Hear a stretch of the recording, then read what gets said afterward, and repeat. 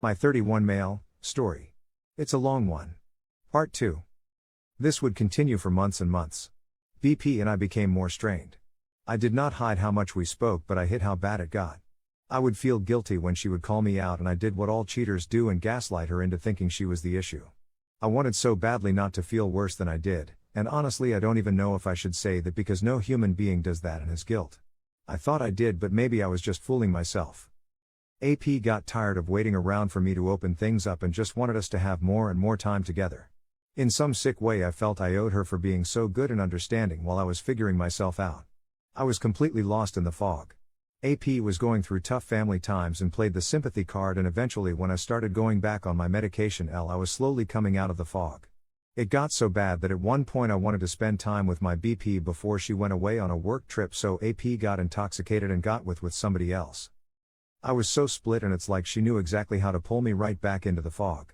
I started to feel sorry for her. AP and I decided that I should tell BP what happened so that it would ease her into understanding us better.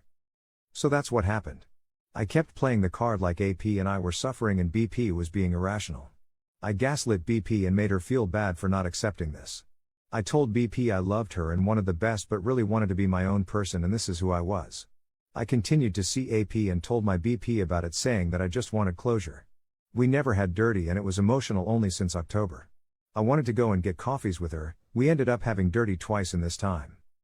BP and I argued because I still would not stop, and she eventually said she's going to spend a week at a friend's. At this point I was really coming out of the fog, and this was a really huge defining moment. I always wanted a little space to think for myself without fighting, but I was really coming to. I wanted her back so much, and I was tired of being a liar and a cheater. BP would tell me she may want to hang out or reach out to me, but I could never see AP again. I promised I wouldn't accept for one more time for actual closure this time. BP told me no. I said fine, but please come home. She said no. I went to see AP and her friends. After we spent time at a bar I came home and AP was there too. I don't remember much because I was in such a daze and tired of crying so much, but she was there too. We got together one more time. The next day I told her it's completely off and we're not talking anymore. BP eventually ultimately decided she couldn't come back home. I was distraught, gave her space to see our cats, and spent the night in an Airbnb.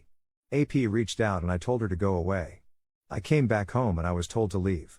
I spent the weekend with my parents where I maintained the emotional affair story, and eventually came back to see the cats were gone and my BP was no longer wearing her ring. She didn't want to kick me out because she didn't want to live in a home that I destroyed. She left and found a new place with support from her friends. I was alone and I worked on myself. I got therapy and worked on being a better person, but I still had my big secret. I didn't even tell my therapists. I did all the right things otherwise. I gave a timeline of everything, saving the biggest thing, and made an apology letter that went back to even the early days of our relationship. I worked hard and read lots to find ways better myself. Eventually I moved out and things were going much better. BP and I were talking better. There was so much hope there. We went out for coffee and smiled the only way I've seen her smile. Genuine love. I was so happy I was doing the right thing for us. I wasn't, I still had my lie. We agreed no contact for September to just completely work on ourselves. 4 days into it I made a final realization. I can lie for the rest of my life and we can rebuild our beautiful life together and we'll be so happy and I won't have a problem. Then again, I do love her. Actually do. Not just want to get back together, but I actually do love her, and I'm actually so sorry I was who I was. Not just to make myself feel better, I started to actually feel worse. It was because I was lying. You don't lie to somebody you love. AP would have lied too. I had nothing to worry about. There is the whole STI thing I should have mentioned, but BP had other issues there, so I assumed she would need to get a test anyways. She didn't because she believed my lie. So I told her the truth. Everything. It's D-Day number 2 for her. She was so sure we would find each other, but now she says there's no chance. She's not telling me she cares about me and hopes I find myself. She's now telling me I'm like my father and she feels empty and hollow and I'm a monster. Nothing as bad as before by a long shot. What I did by not telling her was so much worse. What I did by telling her was allow her to feel how she should have always felt. It doesn't make it better for either of us emotionally, but it gives her freedom back. Anyways, that's a lot, and this is a support sub, so I guess I just have one final thought and question. I feel human for the first time since this all happened.